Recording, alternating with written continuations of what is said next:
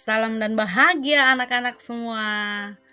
Oke, kita berjumpa kembali di bimbingan dan konseling pada saat ini. Nah, pada pertemuan kali ini, Ibu akan membahas tentang perencanaan karir di masa depan. Mari kita simak bersama. Adapun tujuan pembelajaran kita hari ini yaitu peserta didik memahami arti pentingnya perencanaan karir serta langkah-langkah dalam merencanakan dan memutuskan karir masa depan di era digital saat ini. Jadi, setelah pembelajaran hari ini, anak-anak sekalian dapat mengerti tentang pentingnya perencanaan karir dan bagaimana langkah-langkah merencanakan karir itu sendiri. Ya, lalu apa sih pengertian dari perencanaan karir itu? Nah, jadi kita mulai dari karir ya. Karir itu merupakan suatu kondisi yang menunjukkan adanya peningkatan status seseorang dalam suatu organisasi sesuai dengan jalur karir yang telah ditetapkan organisasi. Nah, karir juga berarti bahwa semua pekerjaan atau jabatan yang dipegang selama masa kerja seseorang. Karir menunjukkan perkembangan pekerja secara individual dalam suatu jenjang atau kepangkatan yang dapat dicapai selama masa kerjanya dalam suatu organisasi. Karir perlu direncanakan, anak-anak sekalian. Mengapa kita perlu merencanakan karir?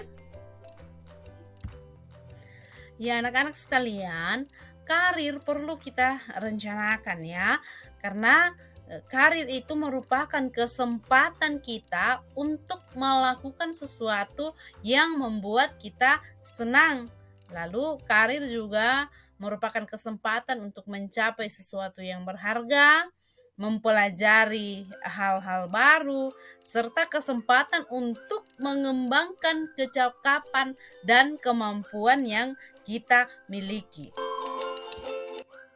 Ya, lalu langkah-langkah apa yang kita tempuh dalam merencanakan karir? Ya, kita mulai dengan mengembangkan rencana karir. Ya, kita pikirkan dulu apa yang akan kita lakukan dan langkah-langkah strategis apa yang dibutuhkan untuk melakukan hal-hal yang kita inginkan. Jadi, kita pikirkan dulu karir yang akan kita capai itu, lalu kita pikirkan bagaimana langkah-langkah strategisnya agar kita bisa sampai kepada tujuan kita itu atau tujuan karir kita itu. Kemudian langkah yang berikut yaitu tinjaulah bakat atau kemampuan serta minat yang kita miliki. Pikirkan secara serius dan mendalam hal-hal yang kita sukai, mampu kita kerjakan dengan baik, serta nilai-nilai yang kita yakini kebenarannya. Kemudian, coba mencari tahu jenis-jenis karir atau pekerjaan yang mendekati dengan diri kita, yaitu sesuai bakat serta minat yang kita miliki, latar belakang pendidikan, kondisi kerja, serta lingkungan yang kita harapkan, dan hal-hal lain yang akan memberikan kejelasan arah dan fokus karir atau pekerjaan kita itu. Jadi, dalam merencanakan karir, kita juga harus menyesuaikan dengan bakat dan kemampuan yang kita miliki. Nah, kemudian kita juga harus mempertimbangkan nih latar belakang pendidikan kita, keadaan kita bekerja, serta lingkungan yang kita harapkan. Apakah sudah cocok dengan bakat dan kemampuan yang kita miliki? Ya. Selanjutnya, bandingkanlah keterampilan dan minat yang kita miliki dengan jenis karir atau pekerjaan yang akan kita pilih. Jadi, karir atau pekerjaan yang paling sesuai dan dekat dengan diri kita sangat mungkin menjadi karir atau pekerjaan kita di masa depan. Kemudian, kembangkanlah tujuan karir atau pekerjaan yang kita pilih. Hal ini akan menjadi panduan yang sangat penting bagi kita untuk menyusun langkah-langkah strategis selanjutnya. Langkah yang berikut yaitu ikutilah pendidikan atau pelatihan yang mendekatkan kita dengan tujuan karir atau pekerjaan yang telah kita buat. Lalu coba minta nasihat dari beberapa sumber yang kita yakini dapat membantu kita memberikan penjelasan arah mengenai karir atau pekerjaan yang kita pilih. Jadi selain kita mengikuti pendidikan atau pelatihan, kita juga membutuhkan saran dari orang-orang yang mampu memberikan kita penjelasan tentang karir yang akan kita pilih itu. Ya, tips memilih karir. Menurut Richard Leider, seorang konsultan dari Amerika Serikat, ada sebuah rumus dalam menentukan atau memilih karir itu, yaitu ada T ditambah 2P ditambah E ditambah V, di mana T itu adalah talent, 2P itu adalah passion and purpose, E itu adalah environment, dan V adalah fashion. T yaitu talent yang berarti bakat, yaitu untuk mengetahui arah karir dan profesi yang cocok untuk kita jalani di masa depan. Jadi cobalah mendeteksi apa saja kelebihan dan kelemahan yang kita miliki. Ya, yang berikut ya 2P atau passion dan purpose, di mana ini berarti keinginan dan tujuan. Maksudnya adalah memilih sebuah karir diperlukan adanya gairah atau keinginan yang kuat untuk menggapai karir tersebut dengan maksimal. Selain itu, dibutuhkan pula tujuan dan arah yang jelas agar pencapaian karir di masa depan tidak salah arah. Nah, kedua elemen ini membutuhkan kerja keras dan pengenalan diri yang mendalam agar tujuan karir kita dapat tercapai dengan benar.